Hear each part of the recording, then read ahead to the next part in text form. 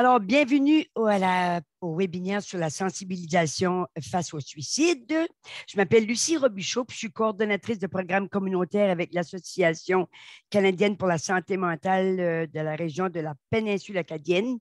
Ça me fait plaisir d'être ici ce matin avec vous autres pour parler d'un sujet qui n'est pas toujours facile à aborder, mais qui est quand même d'actualité. Donc, c'est vraiment important.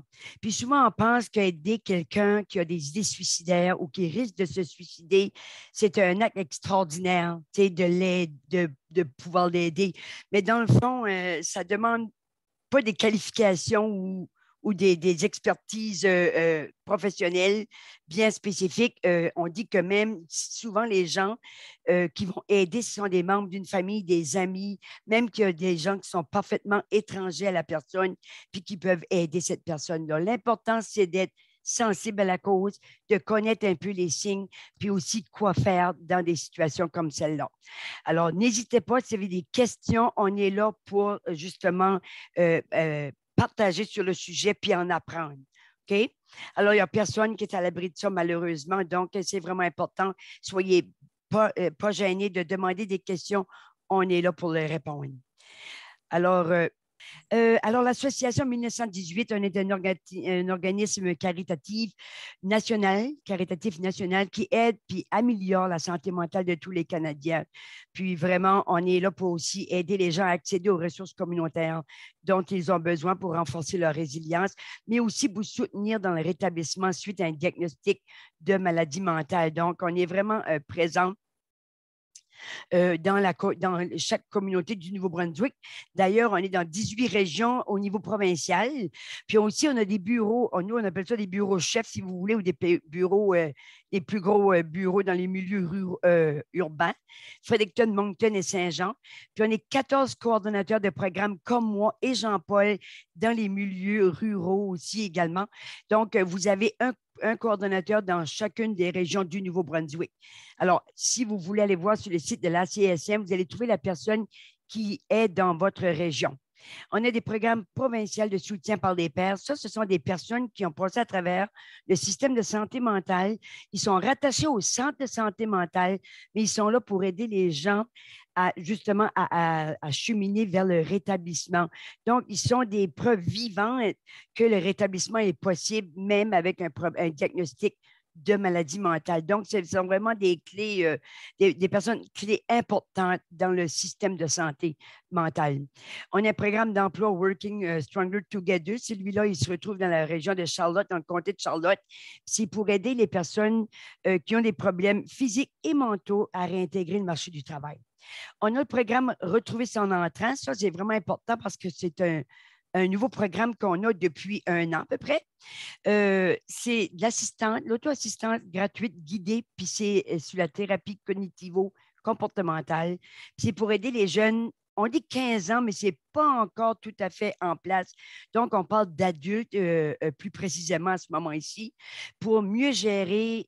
On essaie d'aider les gens à acquérir des compétences pour mieux gérer la dépression et l'anxiété. Donc, on parle de dépression mineure, d'anxiété, de stress.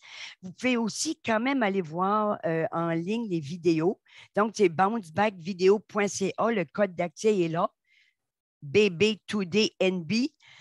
Ça, les gens peuvent avoir accès à toutes ces vidéos-là. Mais, par contre, si vous voulez le service de coaching par téléphone, bien là, il faut se référer. Donc, on peut s'auto-référer nous-mêmes.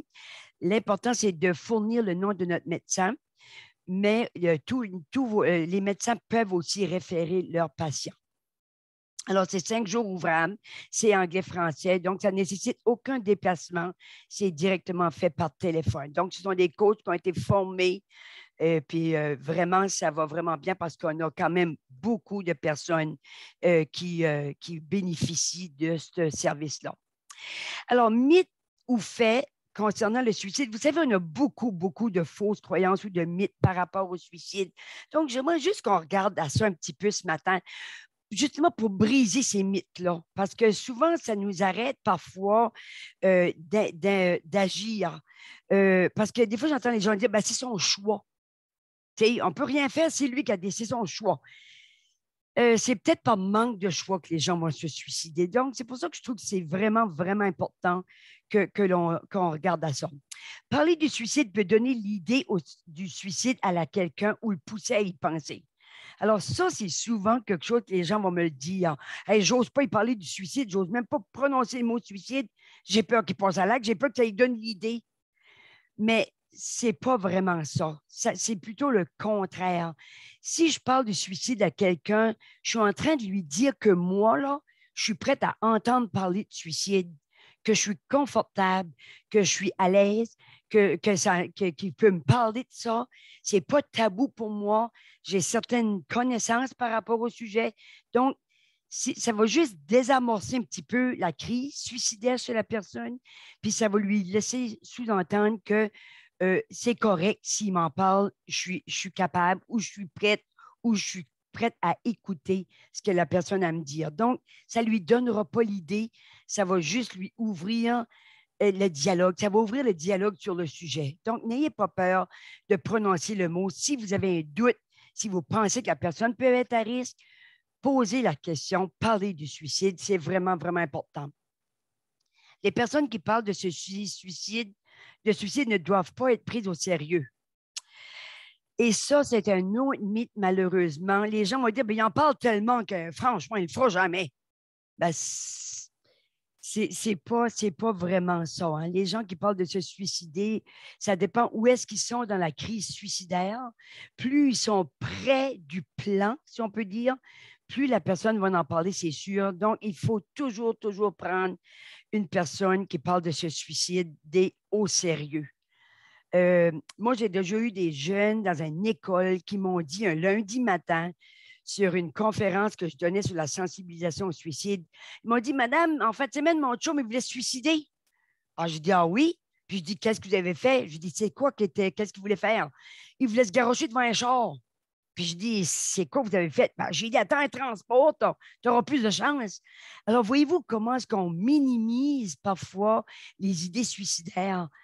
Et là, tout le monde a comme arrêté de parler, puis j'ai dit, oh, OK. J'ai dit, mais là, il ne faut jamais mettre au défi nos amis de passer à l'acte. Ça, c'est vraiment important de ne jamais mettre au défi les gens de passer à l'acte. Puis j'ai dit, je pense que s'il aurait passé à l'acte, tu ne serais pas ici ce matin-là. Je ne vais pas vous faire sentir mal et coupable, mais juste vous dire, soyez très prudents avec les mots qu'on utilise quand quelqu'un parle de se suicider. On ne parle pas de suicider parce que ça va bien dans notre vie. On ne parle pas de suicide parce qu'on est heureux. On parle de suicide parce qu'on a des problèmes, puis on pense que le suicide est la seule et unique façon de gérer notre problème. Donc, à nous, peut-être, c'est de donner un peu d'espoir à ces personnes-là, c'est de rallumer la lumière qui s'est éteinte à quelque part en cours de route. Puis il a rencontré des problèmes, puis il pense que le suicide est la seule et unique façon. Donc, nous, notre rôle, c'est peut-être de donner un peu d'espoir à ces personnes-là. On n'est pas là pour sauver le monde. Hein? On a de la misère parfois à se sauver nous-mêmes. Là. Des fois, nous aussi, on a des journées un peu plus pénibles. Mais si on peut rallumer la petite lumière, même la petite étincelle à l'intérieur de cette personne-là, ben, ça peut faire toute une différence. Les personnes qui parlent de se suicider ou font des tentatives de suicide cherchent simplement à attirer l'attention. Ça, c'est un autre mythe. Moi, je vous demande de changer le mot attention par de l'aide. Alors, les personnes qui parlent de suicide ou font des tentatives de suicide cherchent tout simplement de l'aide et non de l'attention. Parce que je ne pense pas qu'on dit aux gens, ah, moi, je suis assez heureux que je pense au suicide de matin. Ce n'est pas ça du tout, du tout, du tout, du tout. Ils cherchent de l'aide. Donc, il faut faire vraiment la différence entre les deux. Changeons l'attention, puis remplaçons ça par de l'aide. Lorsqu'une personne a fait une tentative de suicide, elle n'essayera plus. Ce n'est pas le cas. On dit que ça augmente 40 fois le risque de la personne de récidiver, donc qu'elle puisse penser de nouveau à aller vers le suicide pour régler ses problèmes, surtout si elle n'a pas eu l'aide nécessaire, puis que la personne n'a pas eu le soutien, puis surtout peut-être aussi la consultation dont elle avait besoin. Une personne suicidaire veut vraiment mourir. Ce n'est pas vraiment le cas. La personne veut tout simplement arrêter de souffrir. Moi, j'ai toujours dit que si on pourrait mesurer la souffrance physique à la souffrance morale d'une personne, si on pourrait inventer une balance, là, Tu sais, la personne qui souffre physiquement parce qu'elle soit en phase terminale ou qu'elle a des maladies incurables ou peu importe, elle a une souffrance physique, elle souffre physiquement dans son corps. Mais si on pourrait équilibrer, mesurer la souffrance de l'âme, la souffrance de la personne, la souffrance psychologique, morale, ce serait vraiment fascinant de voir. C'est aussi souffrant que physique. Alors, la souffrance morale est aussi souffrante que celle physique. Donc, elle ne veut pas vraiment mourir, elle veut mettre fin à sa souffrance. Quelqu'un d'intelligent et qui réussit ne se suicidera jamais. Ben, on a vu des gens très bien réussir dans la vie, pour vous en nommer quelques-unes, Dalida. Peut-être, je suis vieille, moi je connais Dalida, là. C'était un peu de mon époque, mais c'était une personne qui a eu une souffrance morale vraiment très, très, très grande. Elle a connu des amoureux qui se sont suicidés. Donc, tout ça a fait qu'elle est très intelligente, la personne, elle réussissait très bien dans la vie, puis ça ne l'a pas empêché d'avoir de la souffrance également, donc, puis mettre fin à sa vie. Alors, ça n'a aucun rapport. Le suicide survient généralement sans signe avant-coureur. On dit qu'il y a 8 personnes sur 10 qui annoncent leur intention. 8 personnes sur 10 donnent des signes. Alors, si moi, je ne suis pas capable de reconnaître ces signes-là, ben, peut-être que je vais passer au côté, puis sans, tu sais, comme les jeunes là, qu'on dit, attends un transport, là. T'sais. Donc, c'est vraiment important qu'on retienne un peu les signes avant-coureurs juste pour nous donner des pistes là, afin d'intervenir. Le taux de suicide est plus élevé aux alentours de Noël, pas nécessairement. Hein? Donc, le taux, il y a une période de l'année où les suicides sont plus fréquents, mais les chercheurs scientifiques puis les recherches au développement des services de santé du ministère des anciens combattants, les autres, ils disent que tout le monde peut penser au suicide, OK? Donc, on dit que les hivers sont une période à risque, mais les suicides sont les plus bas en décembre et leur nombre est plus élevé au printemps. Et ça fait longtemps que les gens disent que le suicide est le plus élevé au printemps parce que la dépression, souvent en campagne, hein, après la période de l'hiver. Puis souvent, les gens ne sont pas capables, n'ont pas l'énergie de faire face au renouveau du printemps. Alors souvent, il y a des gens qui vivent la dépression, puis on dit que le taux est plus élevé effectivement au printemps. Donc, ce n'est pas dans les périodes des fêtes de Noël. Les hommes ont le plus haut taux de suicide. Voyons, je vais-tu le dire? Les hommes ont le taux de suicide le plus élevé en Amérique du Nord. Euh, alors ça, on regarde à ça. Les femmes font des tentatives de suicide plus élevées. Alors oui, les hommes ont le plus, c'est vrai, parce que ici, là, les hommes ont le plus haut taux de suicide, oui, en Amérique du Nord, mais les femmes ont le plus haut taux de tentatives de suicide. OK? Donc, là, ça devrait être le plus haut taux de tentatives, mais c'est les femmes qui ont le plus haut taux de tentatives, mais les hommes ont le plus haut taux de suicide en Amérique du Nord. OK? Donc, c'est important qu'on garde à cette statistique-là. Là. J'ai pas, mais c'est vrai qu'ils ont le plus haut taux de suicide, les hommes en Amérique du Nord. Alors, si on regarde en 2020, on a eu 4011 décès par suicide au Canada. 3058 étaient des hommes, puis 953 étaient des femmes. Donc, on le voit là que le taux de suicide est le plus élevé chez les hommes. Par la même année, il y a eu 107 décès par suicide au Nouveau-Brunswick. 92 étaient des hommes, 15 étaient des femmes. Puis on dit que le suicide se classe au 3e rang des causes de décès évitables.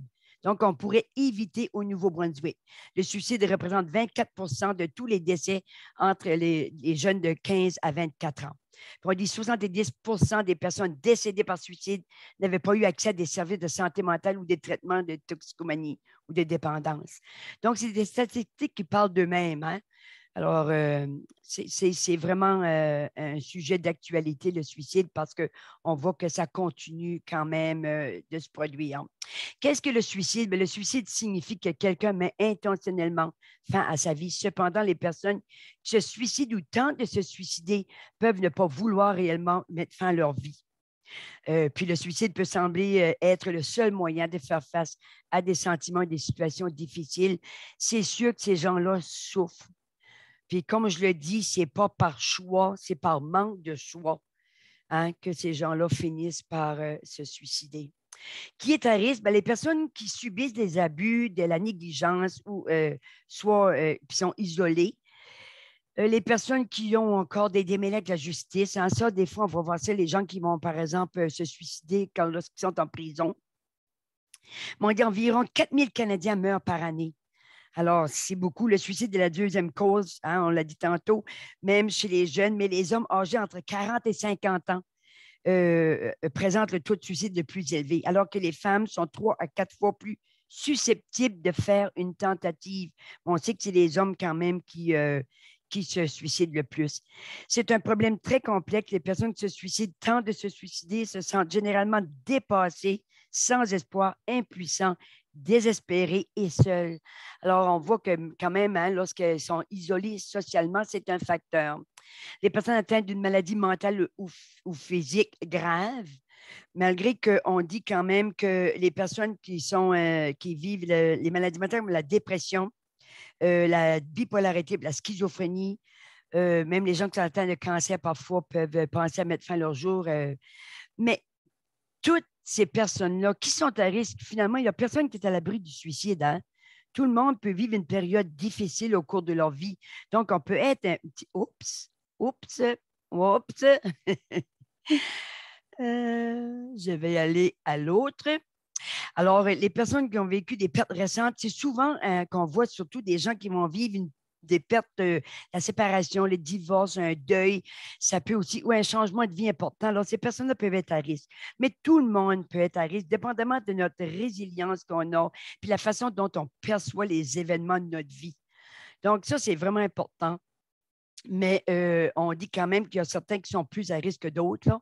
Mais on dit quand même que la dépression est un facteur important au suicide. Puis les personnes aussi qui ont des problèmes de dépendance, ça fait comme bon ménage avec le suicide et les problèmes de dépendance ainsi que la dépression. Alors, comment aider, soutien et lien? Ben, aider et soutenir une personne qui est à risque de se suicider n'est pas de tout régler. Alors, tu sais, on pense des fois que de tout régler pour la personne, mais ce n'est pas ça qui va. Parce que ça règle pas, on ne peut pas tout régler les problèmes du monde. De faire que tout aille bien, OK? Puis du counseling.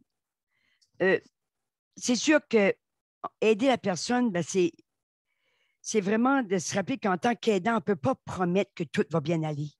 Puis on ne peut pas faire du counseling. Tu sais, si on n'est pas des professionnels, on ne peut pas. Fait que ce n'est pas vraiment ça que la personne a besoin. Aider, soutenir une personne qui risque de se suicider, c'est le soutenir, être attentionné, fournir. Ben voyons, excusez, là.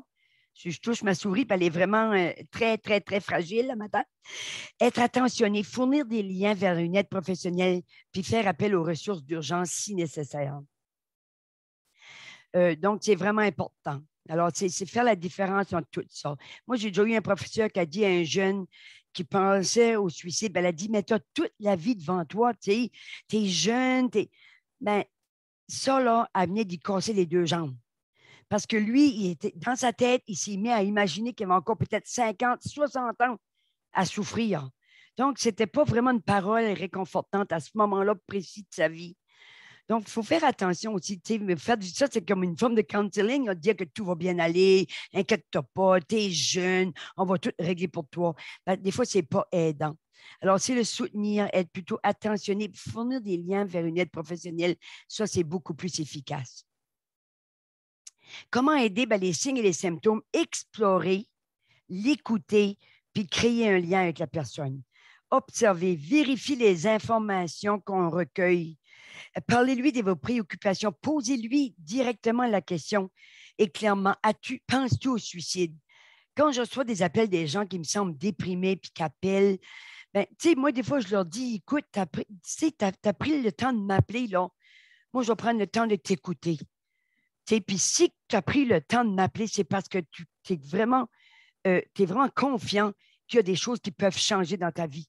Puis moi, je ne vais pas minimiser le fait que tu m'appelles. Merci de m'avoir appelé. Je vais t'écouter. On va regarder ça ensemble. Je n'ai peut-être pas toutes les réponses, mais ensemble, on peut les trouver. Alors, on va rester, on va jaser.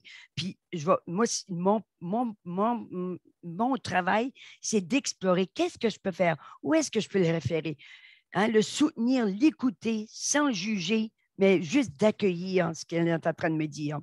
Laisser la personne parler sans l'interrompre. Ça, c'est vraiment important. Puis ça, au téléphone, c'est encore doublement plus important. OK? Parce que là, la personne, elle peut raccrocher à tout moment.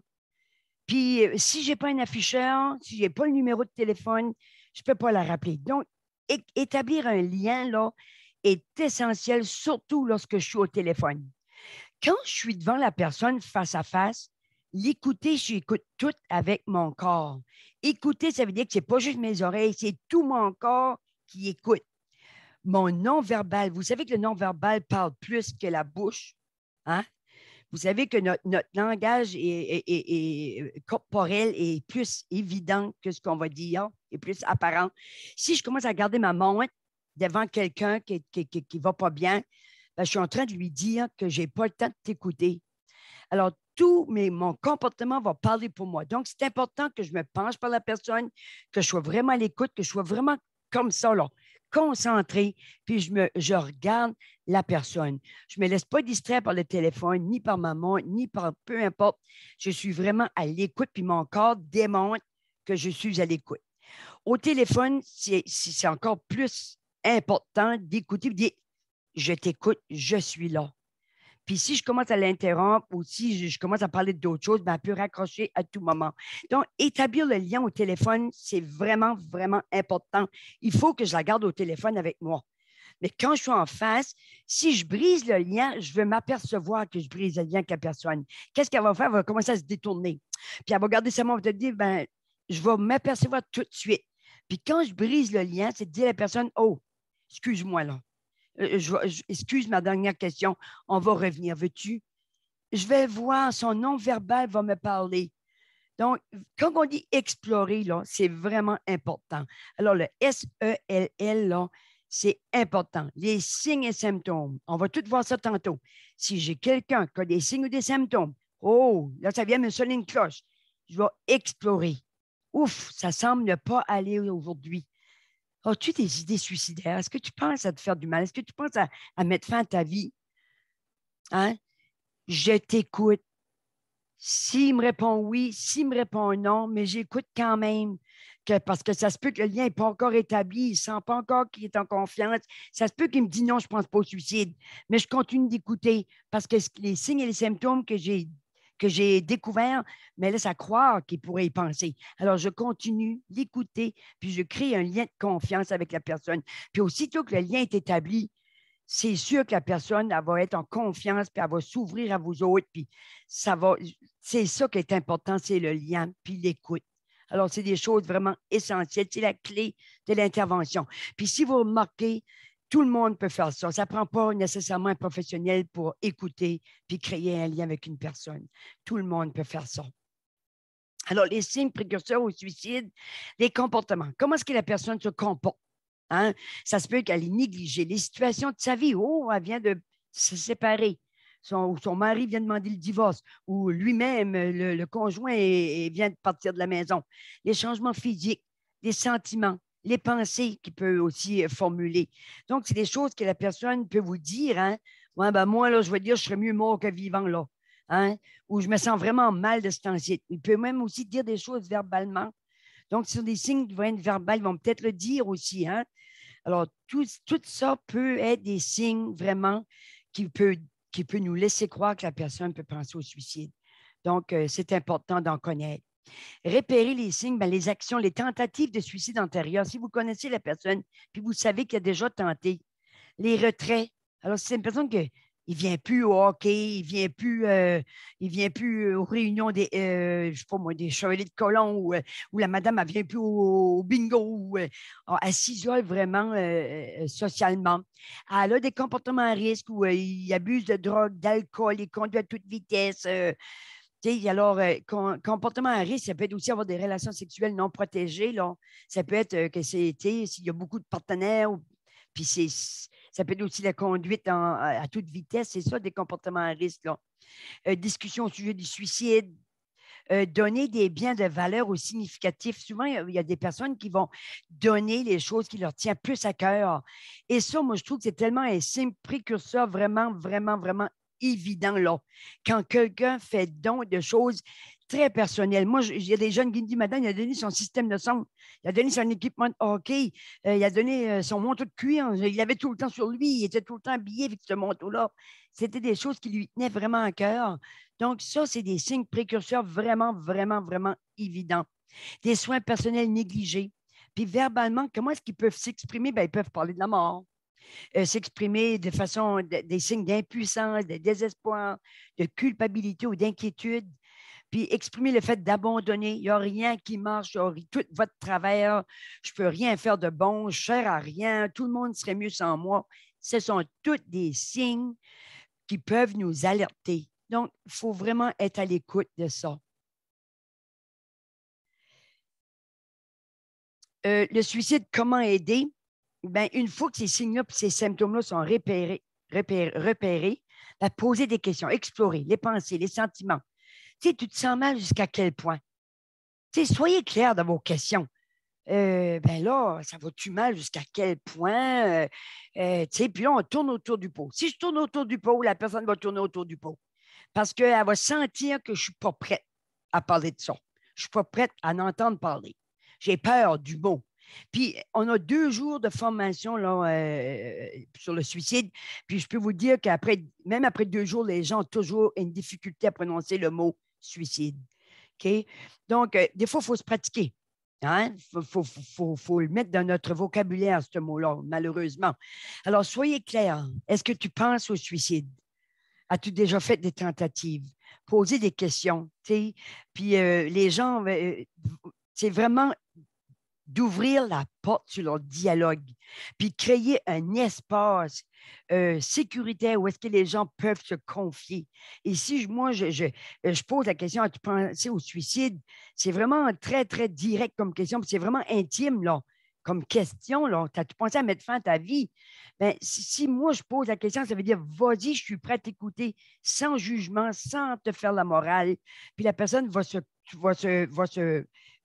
sentir confortable, il va se sentir dans un espace sécuritaire pour parler de ses problèmes. Alors, c'est vraiment important. Le L, lorsque nous posons des questions, il est essentiel d'être prêt à l'écoute, aux indices verbaux. Alors, ce qu'il va dire, son vocabulaire, ne pas minimiser, hein? Encourager, apporter des jugements. Tu sais, à encourager, là, c'est vraiment encourager de faire le geste. Moi, j'ai déjà vu des gens qui vont dire, écoute, j'ai une bonne corde, là. Ou, tu sais, manque-toi pas la prochaine fois. Ça, il ne faut jamais, jamais faire ça. Donc, il faut vraiment être à l'écoute, d'être attentif vraiment, puis pour aider justement à ne pas porter de jugement, à donner des conseils. Moi, à ta place, là, on n'est pas à sa place. OK? Puis souvent, on écoute pour répondre. Hein? Moi, des fois, je suis comme ça, là. Faut que je travaille là-dessus. On écoute pour répondre au lieu d'écouter pour comprendre. OK? Donc, c'est tout un travail, ça, à promettre que tout va bien aller, puis à résoudre les problèmes, non. C'est vraiment à l'écoute. Soyons à l'écoute de la personne. Alors, moi, je dis toujours que les 2 plus grands outils d'intervention en matière de suicide, c'est les 2 oreilles. C'est ça nos 2 plus grands outils. Alors, l'écoute est super, super importante. Comment aider, orienter la personne vers une aide supplémentaire? L'aide peut prendre plusieurs formes. Établissez des liens avec eux. Les ressources communautaires, des réseaux de soutien. Appelez les services d'urgence si nécessaire. Si on voit que le risque est élevé, OK? Appelez les services d'urgence, le 911. Si vous pensez qu'ils sont en danger, ne les laissez pas seuls. Maintenant, ici, appelez les services d'urgence. Si la personne a un fusil, c'est sûr qu'il faut appeler les services d'urgence. Je n'interviens pas quand une personne a un fusil. OK? Moi, je m'ai déjà vu intervenir avec une personne qui m'a appelé, puis je lui ai dit, mais c'est quoi ton moyen que tu as pensé? Ben, elle dit, là, j'ai mes pilules. J'ai dit, je peux-tu te demander si tu as pris la peine de m'appeler, là? Ça veut dire que tu as encore un espoir à quelque part. Peux-tu attendre que je me rende te voir? Si elle m'aurait dit j'ai un fusil, Lucie, je ne m'aurais pas rendu là. J'aurais appelé la police. Mais je connaissais la personne, puis elle m'a dit, Lucie, j'ai des pilules, puis j'ai l'intention de les prendre. C'est pas la première fois que la madame que je l'avais dans mes services, une bonne fois, elle est venue le soir, puis elle dit, Lucie, aujourd'hui, j'allais dans le bois, puis j'allais me pendre. Mais j'ai dit, je suis contente que tu sois ici ce soir. J'ai dit, veux-tu m'en parler? Puis là, on est allé en hors du groupe. Puis elle m'a dit, j'allais dans le bois, j'ai rencontré quelqu'un, j'avais ma corde toute, j'ai rencontré des gens. Puis elle dit, ça m'a déstabilisée. Puis elle dit, j'ai revenu à la maison. Puis elle dit, quand je suis arrivée à la maison, là, j'étais vraiment pas bien. Puis j'ai appelé ma fille, puis on a eu une altercation, on a eu une dispute au téléphone. Puis elle dit, j'ai pris des pilules. J'étais tellement en colère que j'ai pris des pilules pour mon cœur. Puis là, j'ai vraiment vu la personne ne voulait pas vraiment mourir. Alors, ce qu'on vous dit dans les conférences, là, c'est vraiment le cas. C'est des choses que moi-même, j'ai vécues. Puis pour avoir eu quelqu'un dans ma famille qui s'est suicidé, je peux vous dire que je suis encore plus à l'écoute des gens qui sont dans le désespoir, en dépression.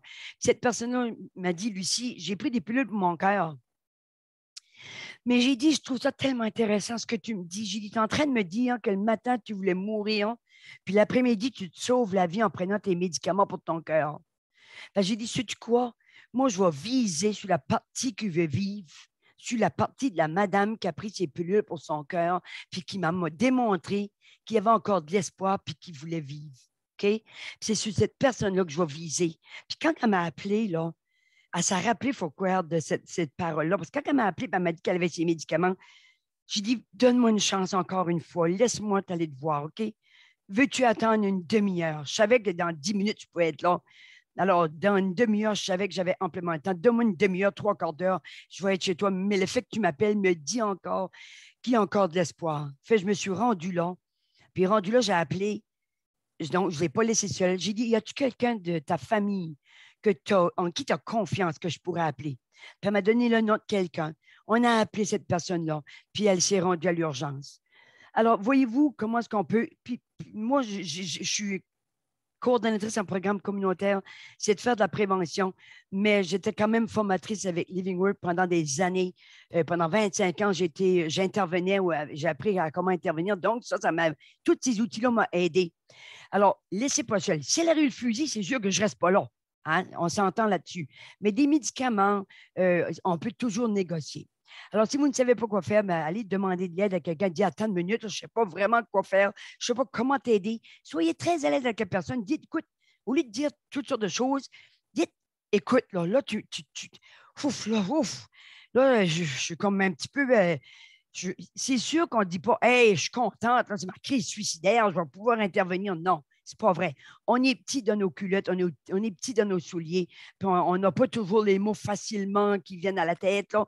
Puis on dit, soyez bien à l'aise de dire à la personne, écoute, sais-tu quoi, là je ne sais pas vraiment quoi faire, mais je vais rester avec toi, puis on va trouver ensemble, on va trouver qui est la personne qui pourrait t'aider. OK? Donc, soyez bien à l'aise avec la personne. Essayez pas de passer un sapin, comme on dit par chez nous à la personne, puis de dire, je vais t'aider, je te lâcherai pas, je serai avec toi 24 heures sur 24, 7 jours par semaine. On ne peut pas promettre ça. On ne peut pas être 24 heures sur 24 avec une personne, puis on ne peut pas être 7 jours sur 7 avec cette personne-là. Alors, soyez réaliste lorsque vous offrez votre aide. Le lien, mettez la personne en lien avec d'autres ressources. L'aide peut prendre plusieurs formes. Répondez honnêtement, comme on vient de le mentionner. Faites-leur savoir que vous vous souciez d'eux. OK? Maintenant, c'est de dire je suis là. Puis des fois, juste mettre la main sur l'épaule, si la personne, ça ne la dérange pas qu'on la touche, là, ou qu'on s'approche d'elle. Alors, juste le fait de lui prendre la main aussi, dire je suis là, hein, c'est vraiment un geste qui peut faire aussi, qui peut démontrer à la personne que vous êtes sincère.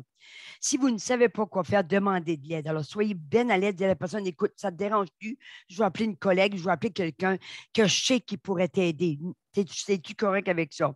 Puis en cas de crise, il peut être difficile de résoudre les problèmes. Donc, si la personne, des fois, là, elle n'entend plus rien, puis elle est vraiment rendue au bout du rouleau, alors là, c'est important qu'on fasse appel au 911. L'établissement à l'avance d'un plan d'action en cas de crise peut aider les personnes dont vous savez déjà qu'elles sont en danger. Donc, des fois, s'il y a des gens qui ont déjà eu des phases suicidaires ou des crises suicidaires, ben, c'est de dire à la personne, la prochaine fois que tu vis ça, qu'est-ce qu'on pourrait faire comme plan?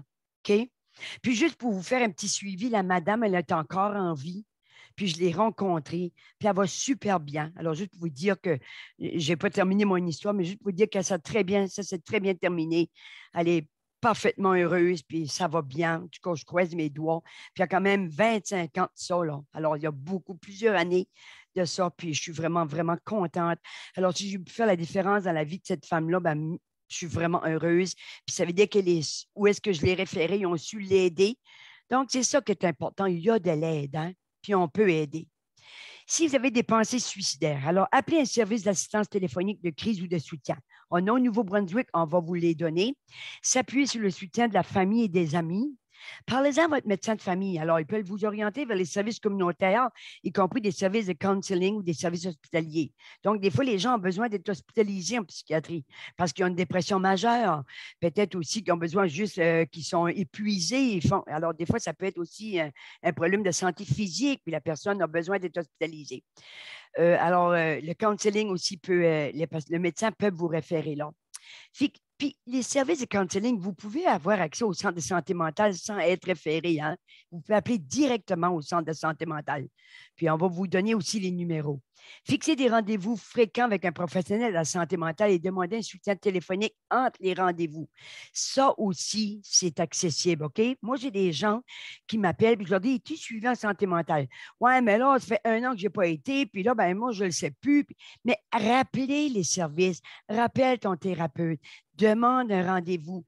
Des fois, on pense que c'est eux autres qui vont nous appeler, mais si on sent qu'on a besoin, demandez un rendez-vous, on peut le faire. Participer à des groupes d'entraide. OK? Regardez à travers, maintenant, avec le Zoom, on a des groupes à travers la province du Nouveau-Brunswick, francophones, anglophones. Allez sur le site de la CSM, vous allez avoir les coordonnées tantôt, puis vous pouvez avoir accès à des groupes qui aident aussi. Parlez chaque jour à une personne de confiance de ce que vous ressentez. OK? Ça, c'est vraiment important. Tu sais, des fois, moi, je connais des gens qui sont mariés puis qui vivent avec la maniaco-dépression, puis le conjoint est complètement là, si je peux dire, le pilier ou le poteau là, de cette personne-là, parce que lui, il connaît sa conjointe, puis elle lui dit. Oh là, maintenant, je me sens comme plus anxieuse, là, plus nerveuse. Fait que quand c'est un travail d'équipe, hein, puis elle fonctionne très bien, ça fait des années, puis ça va super bien. Elle a pas eu d'hospitalisation, ça fait des années. Puis elle vit avec la maniaco-dépression. Puis alors, elle parle à chaque jour avec son conjoint, puis c'est vraiment une équipe. Puis elle a des thérapeutes, puis c'est vraiment. Puis même si on a des problèmes de maladie mentale, on peut avoir une bonne santé mentale. Puis cette personne-là, c'est vraiment l'exemple là, que j'ai en tête maintenant, qu'elle a vraiment une bonne santé mentale, un toit sur la tête, une famille qui la soutient, des thérapeutes, elle est médicamentée, puis elle bénéficie d'une bonne santé mentale. Pensez à demander de l'aide aux urgences d'un hôpital aussi. Vous savez que les hôpitaux de chaque région ont un protocole d'entente avec les centres de santé mentale. Si vous rendez à une urgence de l'hôpital, euh, après les heures du centre de santé mentale, lorsqu'ils sont fermés, ben, on peut se rendre à l'hôpital.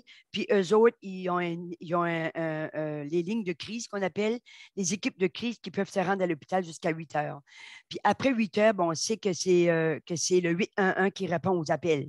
Donc, on a toujours quelqu'un qui peut répondre, mais vous pouvez vous rendre aux urgences des hôpitaux. Il y a un protocole d'entente. S'il est trop tard pour l'équipe de crise, la personne va se rendre à la première heure le matin à l'hôpital, puis le médecin va souvent garder la personne en observation. Parler à quelqu'un qui est passé par là peut savoir comment c'était et comment elle a surmonté la situation. C'est là qu'il rentre en ligne très important nos pères aidants. Okay? Ça, c'est vraiment important qu'on retienne qu'il y a ces gens-là qui travaillent, qui sont dans une équipe multidisciplinaire dans les centres de santé mentale. On les appelle les pères aidants. Évitez de prendre des décisions importantes que vous pourriez regretter par la suite. Donc, lorsqu'on s'engage trop avec quelqu'un, on a promis qu'on serait là tout le temps, ben, ça peut devenir très, très, très, très, très exigeant sur nous. OK? Puis ça, ce n'est pas à recommander. Parce que si on devient la boîte de sauvetage d'une personne, ben, soyez sûr qu'elle va se raccrocher à vous, puis on risque de couler tous les deux. Là. Tandis que si on élargit l'aide, qu'on va chercher d'autres personnes, ben, c'est moins exigeant. Puis la personne, elle a une meilleure équipe de soutien. Okay? Parce que les professionnels sont là, puis ils sont outillés. Si moi, je reste avec la personne seule, ben, je vais manquer de jus à quelque part, si vous me permettez l'expression. Je vais devenir épuisé, fatigué. Donc, c'est vraiment important que je trouve les outils autres que moi pour aider ces personnes-là.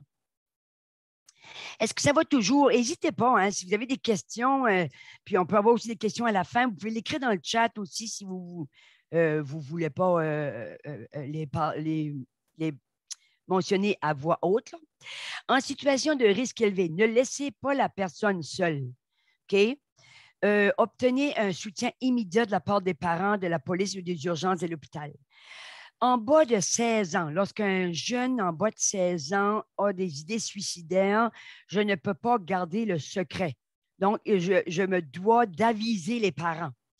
En haut de 16 ans, ben, la loi dit que, bon, on peut peut-être essayer de trouver d'autres ressources, là, mais moi, je demande toujours aux jeunes, y a-tu quelqu'un dans ton entourage que tu voudrais que j'appelle? Parce qu'il faut aviser quelqu'un. OK? Je ne peux pas rester toute seule avec ça. Moi, j'ai besoin de trouver des ressources externes. OK? Donc, c'est important qu'on regarde des ressources internes de la personne, comment est-ce qu'elle est elle-même, comment elle se perçoit, est-ce qu'elle a une bonne estime d'elle-même, est-ce qu'il consomme, etc., etc. Donc, les ressources internes, mais aussi les ressources externes. Puis si c'est des risques élevés, puis s'il y a besoin immédiatement de soutien, ben c'est sûr que la police va intervenir ou qu'on peut aussi amener la personne à l'urgence si elle n'est pas dangereuse pour moi, puis dangereuse pour elle-même. C'est sûr, elle peut avoir des idées suicidaires, mais elle n'est pas en crise là, vraiment incontrôlable. Réduisez ou enlevez l'accès aux moyens. Ben, c'est sûr que quand j'arrivais chez la madame, elle avait ses pilules sur le côté de la table, j'ai demandé à sa sœur de ramasser la médication, puis de la mettre dans un lieu sûr ou justement de la garder avec elle. Ça fait que ça, c'est d'enlever l'accès. Mais si c'est un fusil, oubliez ça. On n'intervient jamais lorsqu'il y a une arme à feu dans l'entourage de la personne. Il faut vraiment, vraiment appeler le 911. C'est les seuls qui doivent agir à ce moment-là. Ne vous mettez jamais, jamais votre vie en danger. Okay? Ça, c'est vraiment très, très, très important. Les services de santé mentale professionnelle, ben, c'est sûr qu'on a chacun de notre communauté des consultants de soutien par les pairs, c'est ça, les pairs aidants. Services de crise mobile, c'est ça ce que je mentionnais tantôt. Donc, vous les avez jusqu'à 8 heures dans nos régions dans tous nos centres de santé mentale. Le centre de santé mentale de la toxicomanie. Chimo, c'est la ligne de crise. C'est bilingue, c'est provincial, c'est sans frais. C'est au Nouveau-Brunswick. Alors, Chimo. La ligne jeunesse, j'écoute, c'est à Toronto, mais elle est bilingue également. C'est plus au niveau des jeunes. Et puis maintenant, il y a le service de texto parce qu'ils savent que les jeunes textent beaucoup plus que téléphone. Hein? Les familles, les amis, l'urgence, le 911, puis les hôpitaux locaux, les hôpitaux locaux là, peuvent aider les personnes qui sont en crise suicidaire. Alors, pour l'Association canadienne de santé mentale, ça, c'est moi, ça, c'est Lucie Robichaud, c'est mon adresse courriel. Si vous avez des commentaires, des questions, vous voulez plus d'informations, peu importe ce que vous avez besoin, vous pouvez m'écrire. Mon numéro de téléphone est là. Je fais du télétravail depuis la pandémie. Toute l'équipe, tous les travailleurs de l'association, nous sommes en télétravail. Donc, mais je prends mes appels le matin, l'après-midi et le soir avant de terminer. Alors, soyez bien à l'aise de laisser un message. Vous laissez-moi juste votre prénom, votre numéro de téléphone, puis je vais vous rappeler. OK? www, ben ça, c'est le site de la CSM. Vous pouvez aussi nous trouver sur Facebook, Instagram, puis aussi, on a une chaîne YouTube où est-ce que tous les webinaires qui ont été offerts depuis le début de la pandémie, puis il faut pas, juste une petite mention ici, l'association en a desservi 208 000 personnes l'an passé. Donc, on a été vraiment présent dans nos communautés. Là. Moi, je suis vraiment fière de faire partie de l'équipe de l'Association canadienne de santé mentale parce qu'on a été vraiment très proactifs durant la pandémie. On a fait beaucoup, beaucoup, beaucoup de webinaires. Puis si vous avez sur la chaîne YouTube ACSM du Nouveau-Brunswick, vous allez pouvoir avoir accès à une multitude de thèmes qu'on a abordés, de tout ce qui touche de près ou de loin la santé mentale, les maladies mentales, etc., etc. On a une variété de webinaires qu'on offre en ligne. Alors, soyez bien à l'aise de consulter la chaîne YouTube pour aller voir. Puis, on a une page Facebook, puis chacune des régions a une page Facebook, comme Jean-Paul en a une pour Grand-Sault. Moi, j'en ai une pour la péninsule acadienne. On a une dans chaque région, on peut dire sanitaire du Nouveau-Brunswick, là, les régions 1 jusqu'à 7. Puis, tous nos services sont là. Puis, on met beaucoup d'informations aussi sur nos pages Facebook, mais l'association provinciale aussi également, mais beaucoup d'informations. On a beaucoup aussi de webinaires qui se passent le soir, des groupes.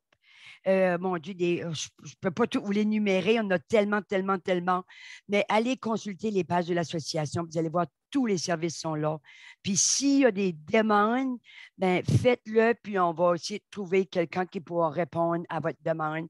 Parce qu'on peut également embaucher des facilitateurs qui sont des experts dans le domaine, soit que c'est dans les dépendances ou dans peu importe.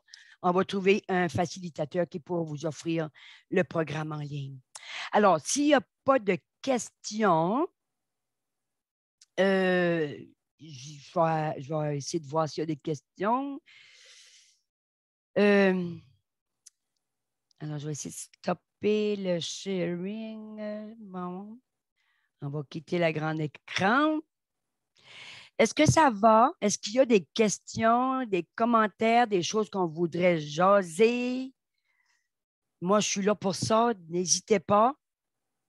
OK. Tu nous as parlé des statistiques début. Je sais qu'en 2019, selon les statistiques au Nouveau-Brunswick, la tendance des taux était plus élevée au juillet, en août. Là, l'importance de parler de suicide toute l'année. Oui, le suicide peut arriver dans tous les mois de l'année, mais on dit que selon en statistiques, mais en 2019, là, je ne les ai pas devant moi, les statistiques, là, mais je le sais qu'on a eu quand même, depuis la pandémie, là, qu'il y a eu une hausse au niveau du suicide.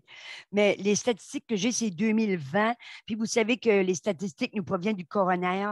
Puis ça, c'est toujours comme un an derrière, là, parce que ça prend quand même du temps avant de tout complir l'information. Donc, c'est pas vraiment, on ne les a pas toujours à jour, là. Mais il y a tous les mois de l'année, là, ça se peut, là, ça se peut très bien. Il n'y a pas un mois, mais on dit que ordinairement, c'est le printemps. Oui, avant la pandémie, et cela vient du coroner. Mais merci, Théo. Théo est le coordonnateur de prévention du suicide. Merci d'être là. Mon Dieu, j'avais comme de la pression, là. Je suis contente de savoir que tu es juste là en dernier.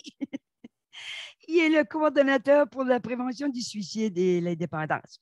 Ben, merci. Je ne vois pas d'autres questions. Moi, que j'ai manqué quelqu'un là. Mais merci tout le monde d'être là avec moi ce matin. Ça m'a fait extrêmement plaisir. Puis, prenez soin de vous, surtout. C'est important. Puis, on sera peut-être capable de prendre soin des gens qu'on aime en se prenant soin de nous-mêmes pour débuter. Alors, merci tout le monde, puis bonne journée à tous. Oui, merci, passez une excellente journée. Bye bye tout le monde. Bye bye.